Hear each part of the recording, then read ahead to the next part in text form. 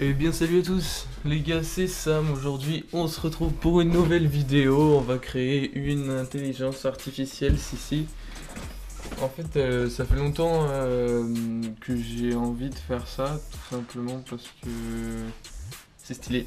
T'as vu? Parce que j'ai tout simplement reçu plein de trucs, comme vous pouvez le voir ici. Voilà, Raspberry Pi 3 modèle B à Kourou, donc pack de protection avec le câble, la pâte thermique, ici des antennes 433 Hz, là-bas j'ai un carton rempli aussi, enfin bref.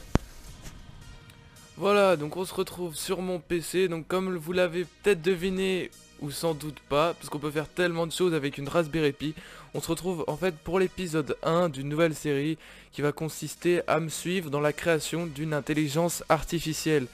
Donc ça va être plutôt stylé, j'ai envie de dire. Et donc pour l'instant, donc c'est l'update numéro 1. Je vais faire plein de petits updates, vous montrer comment ça avance, quelles choses vont changer, les possibilités, etc., etc. Donc pour l'instant, allez sur mon localhost 888888, hop, on va dessus. Directement, la reconnaissance s'active. Comme vous pouvez voir en haut à droite, il y a le petit rond qui indique que le micro est en utilisation. Donc Google Chrome, on va les pas voir dans la console. Et là, normalement, voilà, quand je parle, elle reconnaît toutes les phrases que je dis et elle les découpe. Voilà. Donc c'est plutôt stylé pour l'instant. Voilà le truc de base. Après, ça s'appelle un speech to text. Donc pour tout simplement pour arriver à ce résultat-là, j'utilise l'API Anayang. Voilà.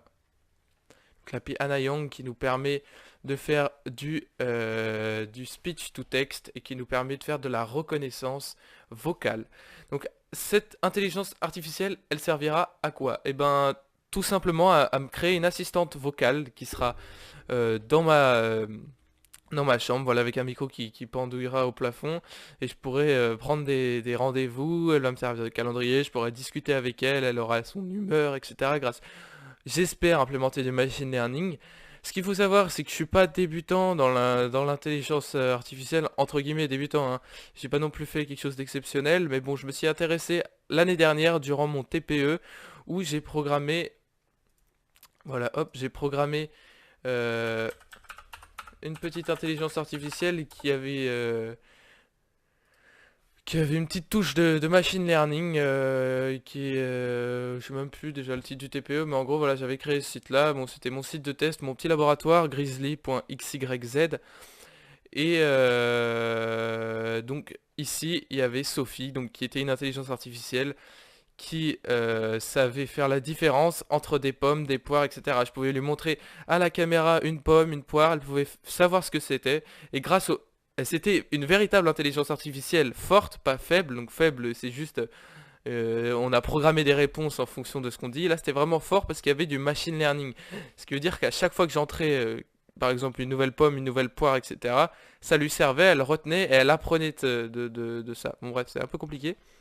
Mais en gros, voilà, ici, il y avait du machine learning.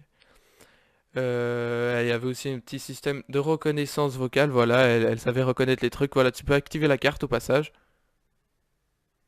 Hop, voilà, elle pouvait activer la carte et je pouvais faire des petites commandes vocales, par exemple, Paris direction Lyon.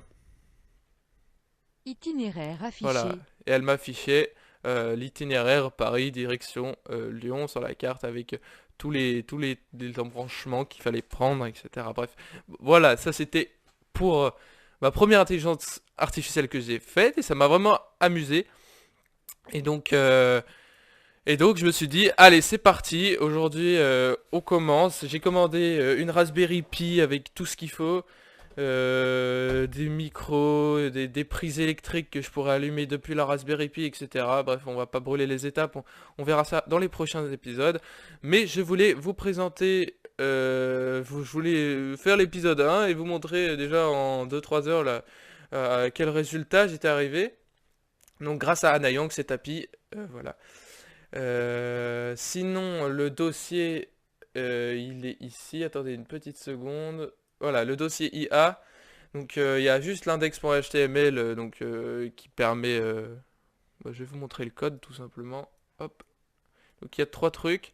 Donc il y a anayang.min.js. D'ailleurs, je sais pas pourquoi il y a deux .js.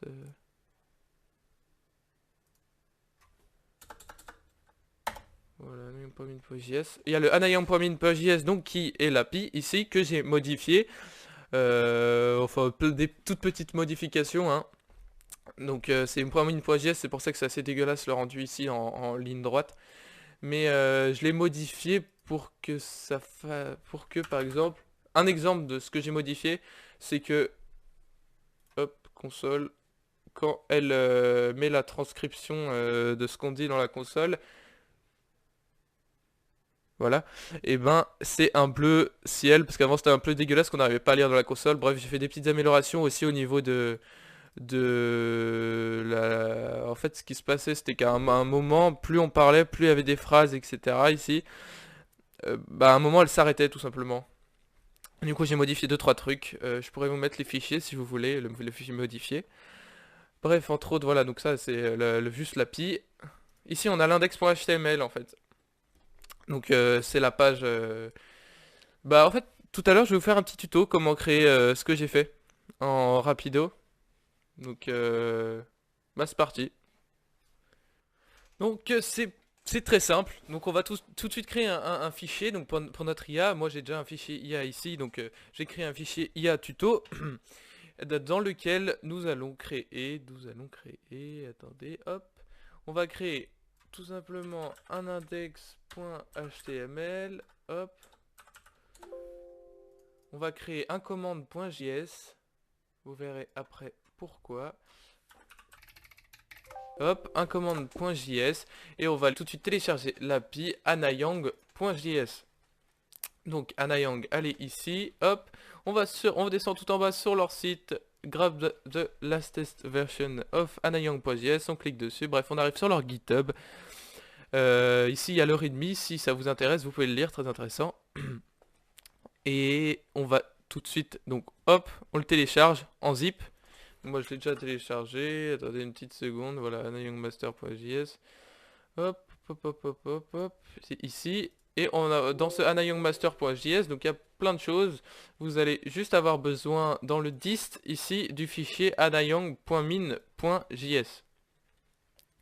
Donc on le copie dans notre IA tuto. Hop. Une fois que c'est fait, on peut fermer le fichier zip, on n'aura plus besoin de grand chose à l'intérieur.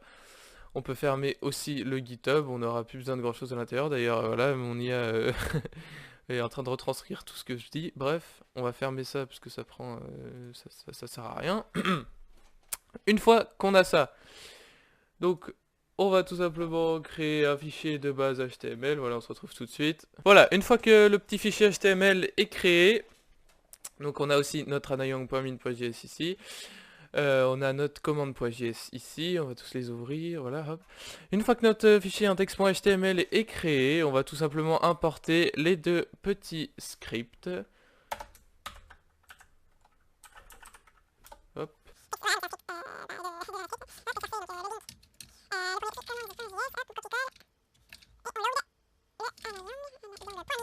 Et voilà, les deux scripts sont désormais insérés à notre page.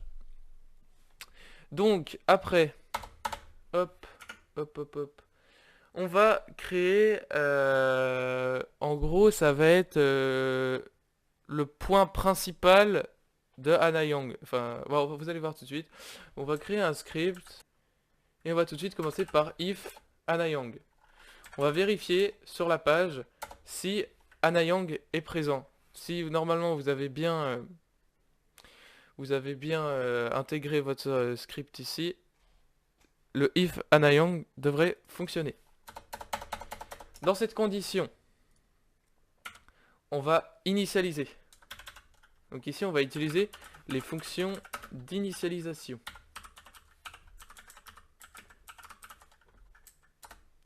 Voilà.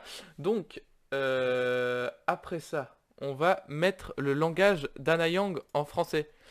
Pour ce faire, on va dans la documentation, on regarde, on cherche language, hop, et il nous dit ici, voilà, il y a une fonction qui permet de mettre euh, Anayang dans différents langages. On regarde, hop, si le langage disponible, si dans les langages disponibles il y a français, et oui, français il est ici. Donc on copie-colle cette petite fonction, on retourne ici, hop, on fait Anayang. Point, du coup, bah, set language, et ici on peut mettre dans des guillemets fr-français. Grâce à ça, notre fonction va être en... Notre fonction, qu'est-ce que je dis? Anayang va pouvoir reconnaître du français en langage. En fait, Anayang, pour fonctionner, elle a besoin... Enfin, quand on lui parle, elle va détecter des commandes. Elle va détecter ce qu'on lui dit, elle va découper sous forme de phrases tout ce qu'on lui dit dans le micro. Mais on va aussi pouvoir faire des commandes. C'est-à-dire que quand on lui dira par exemple salut, elle va détecter qu'on lui aura dit salut et elle va nous répondre quelque chose de précis. Donc pour ce faire, on pourrait intégrer directement dans la fonction principale, dans notre index.html, dans notre if Anayang, on pourrait intégrer quelque chose qui ressemble à comme ce que eux nous montrent sur leur GitHub. Attendez que je retrouve. Hop. Eux, ils nous montrent les trucs de base. Voilà, c'est ça. On pourrait directement intégrer des commandes.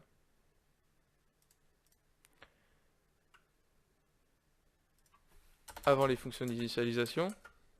On pourrait intégrer ça. Donc var commands, donc c'est en gros c'est dans cette on déclare commands et c'est à l'intérieur qu'on met nos commandes. On pourrait tout simplement lui mettre à chaque fois que l'on dit hello, elle nous répond hello world. Mais c'est pas très propre.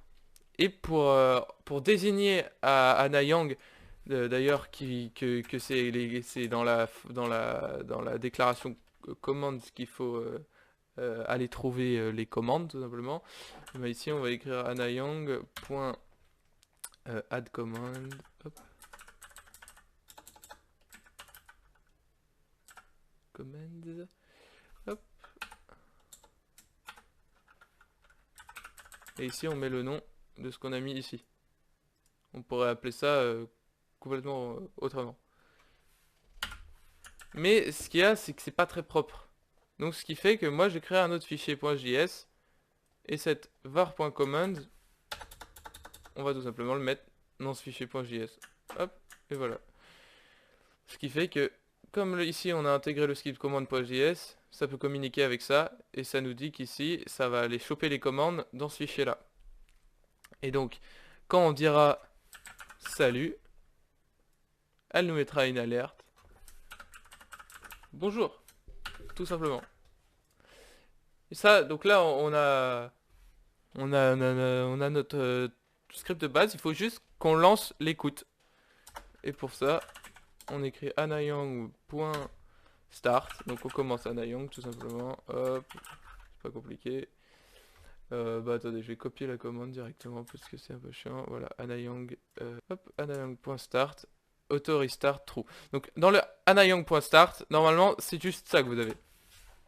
Ce qui se passe, c'est qu'au bout d'un certain temps que Anayang fonctionne, elle va s'arrêter. Et donc nous, on met juste un paramètre auto restart true, ce qui fait qu'à chaque fois qu'elle va s'arrêter, elle va se relancer. Et c'est dans notre but, parce que nous, on veut créer une intelligence artificielle qui fonctionne, enfin une assistante virtuelle qui fonctionne 24 heures sur 24, donc il faut que Anayang fonctionne 24 heures sur 24. Une fois qu'on a ça, et bah tout fonctionne. On a juste à aller dans notre ligne de commande, cd desktop, cd, enfin moi mon fichier IA tuto est sur mon bureau, cd du coup IA tuto. Une fois qu'on est dedans, on a juste à lancer grâce à Python un, simuler un petit serveur sur un de nos ports. Donc on a juste à faire pi, pour certains c'est Python, m, http, on lance un serveur http, serveur, et on va le mettre sur le port 8887. On lance, ça nous met notre dossier IA tuto, ça nous le simule sous HTTP sur notre port 8887. Donc on va sur notre localhost, paf, 8887. Et hop, on peut voir ici qu'on a une erreur, youpi. Hop, c'est juste Anyang, voilà. Donc ce qui fait qu'ici aussi, j'ai une petite erreur. Hop, c'est juste Anyang. Voilà, et donc là ça devrait fonctionner. Hop, voilà, ça fonctionne, ça nous demande l'autorisation pour le micro. Et voilà, donc ça fonctionne. Et donc là on peut lui dire par exemple salut. Et voilà, ça nous indique bonjour comme nous l'avons indiqué dans les commandes .js. Si on veut mettre une autre commande .js, on met juste une petite virgule. Hop, on va reprendre sur la même base. Hein. Hop, quand on lui dit bonjour, elle nous répond salut. Hop, on reload la page. Bonjour. Et voilà, elle nous dit salut. Mais là vous vous dites, bah pourquoi ça s'affiche pas ici dans la console comme dans l'autre? Bah tout simplement qu'il faut ajouter une... en gros, il faut juste activer la fonction de débugage d'Anyang. Maintenant je dis plus Anyang, c'est Anyang. Qui est tout simplement...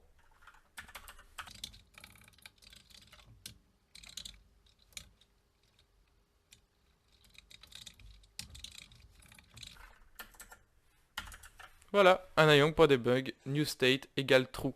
Donc en gros, on active la fonction de débugage sur true.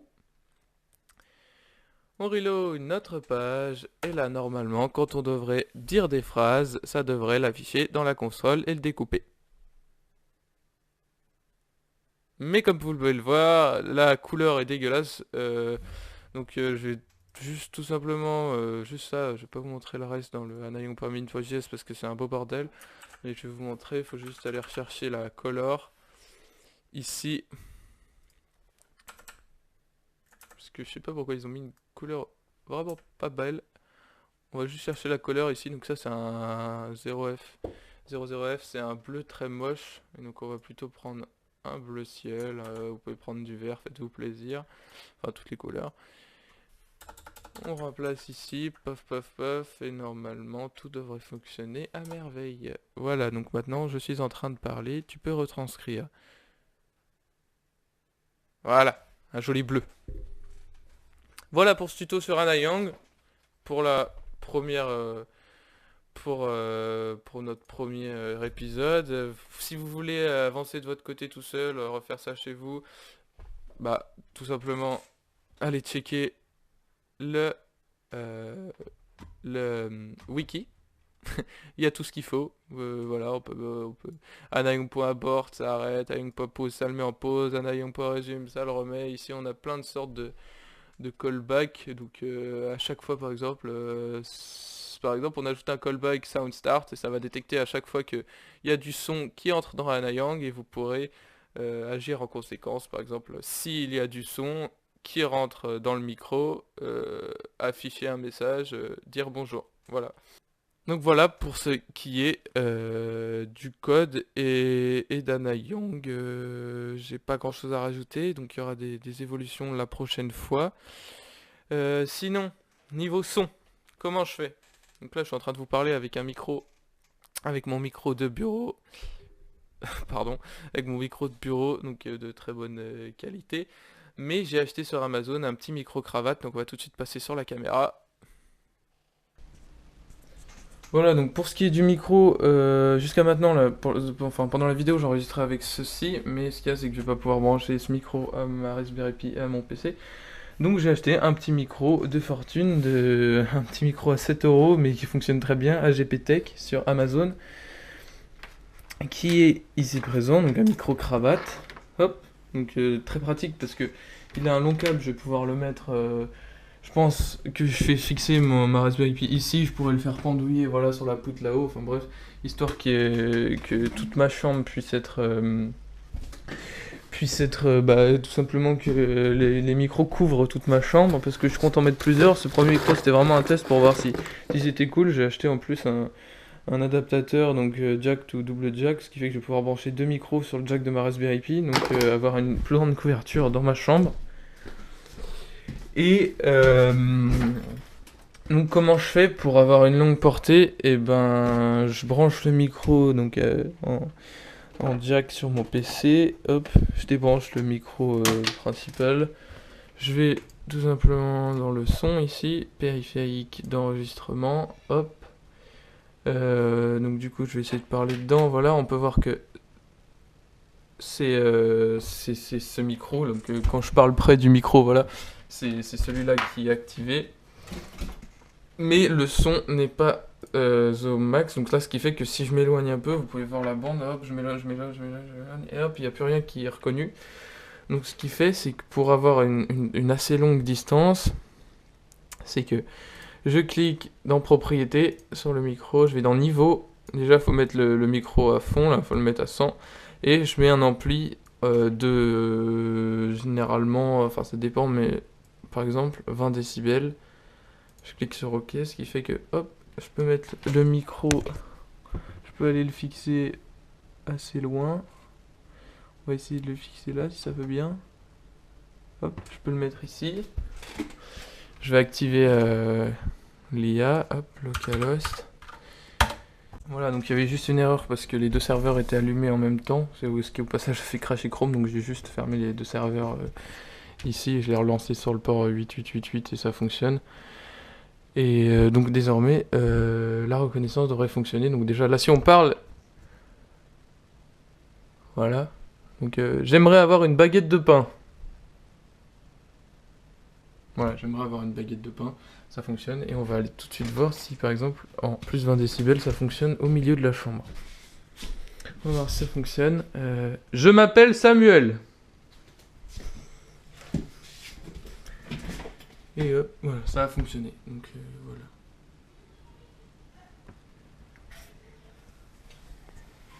Voilà, donc j'espère que la vidéo vous aura plu. N'hésitez pas à lâcher un gros like, à commenter, ça me ferait plaisir.